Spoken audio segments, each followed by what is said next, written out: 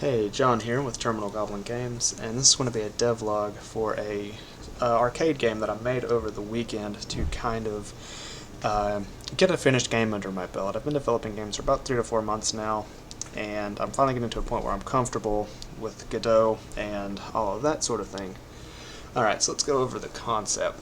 You're a treasure hunter named Jack. You have heard rumors of a ghost-filled castle with an abundance of treasure, the After Castle.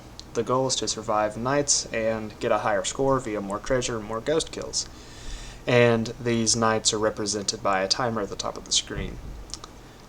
Alright, I didn't record any of the art asset creation because I didn't think it'd be that fun to watch me struggle through making them, as I'm not really an artist. But yeah, let's begin. So I started out by attempting to make the art. It took about 30-45 minutes for all of it, as evident by its quality, and then I went into setting up the initial scenes and trying to implement some features. The first thing I tried to do was implement a weapon attack where a sword will rotate around the player following your mouse, and then when you click it will stab towards wherever it's pointing. I couldn't get that to work properly, so I took a break, made dinner, ate dinner. However, during that process, I had too many drinks because I forgot I was supposed to be making a game. So I tried implementing it in my drunken state. It did not work, so I called it a night. Woke up Saturday morning, undid my drunk code, and looked through some source code to see how they did it. The source code was a Game Jam game made by Game Endeavor from a video with Mrs. I'll link that below in the description or put it on screen or something. Alright, so I scrapped that idea and went with a way that I've done in my Metroidvania that I'm working on, where you'll have an attack animation and the hitbox will just turn on and off, and I'm obscured that animation with a big slash kind of logo, or not logo, like sprite. That way you can't see how short his little arm actually moves. So I implemented that. I have it to where it is a collision polygon and it turns on and off depending if the animation's firing off. And I tied all this to a state machine, which I did find a weird issue where the attack animation wouldn't fire off, and that's because my concurrent state machine was set up incorrectly. I checked my Metroidvania, which has one as well, and realized I was dumb and forgot how I implemented it.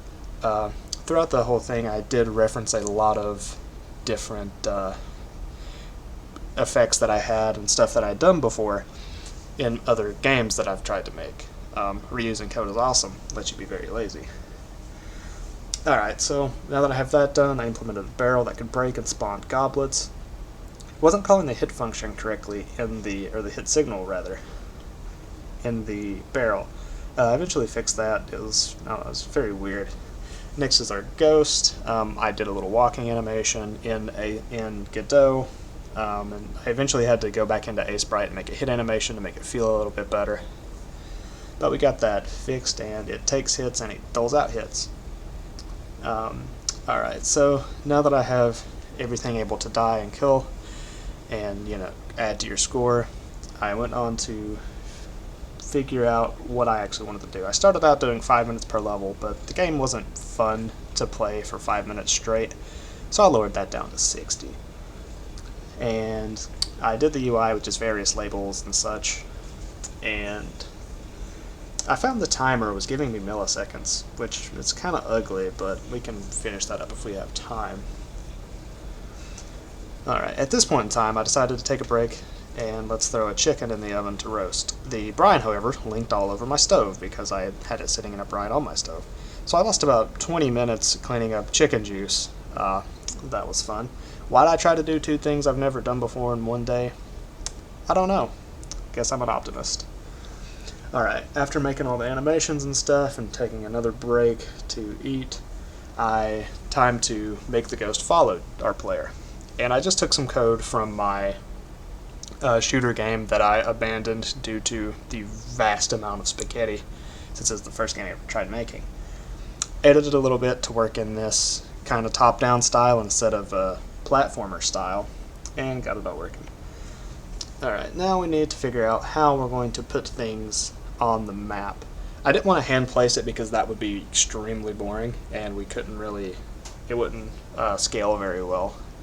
So I decided to make a spawner. I tried a lot of stuff to get this working, to kind of get some kind of randomness. I eventually looked through some code that a friend of mine had where he did random zombie spawns.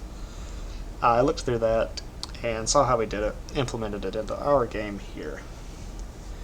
Now that we got that taken care of, I wanted to have some different levels here.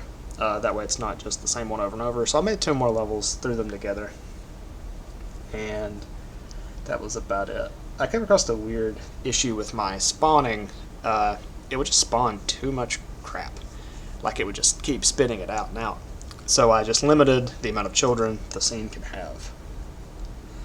At this point in time, it was okay, so I sent the game out to some friends to test, and I started making the logo, which, as you can tell, it took about 5 minutes.